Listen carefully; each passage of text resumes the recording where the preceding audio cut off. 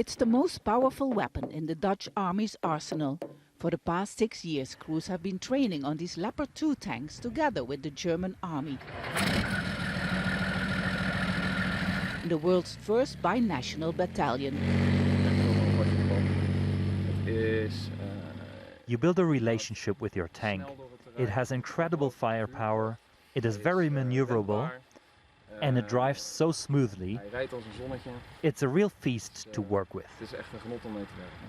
But news the Dutch government is considering sending the 18 tanks it's using to Ukraine has raised some concerns. In the end, it's a devil's dilemma. It's always a devil's dilemma. We know Ukraine needs these tanks, but in the end we also need these tanks to prepare ourselves, because also we defend ourselves and our security in, for example, Lithuania. These Leopards only returned to the Dutch Army 6 years ago. It had nearly 1,000 Leopards in the 1970s, but with no one expecting a war in Europe after the Cold War, it began phasing them out. In 2011, it sold its remaining force of 60 to cut costs.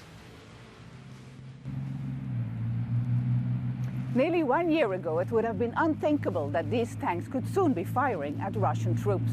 Sending them to Ukraine is not only seen as a major change on the front line, but here in Western Europe as well.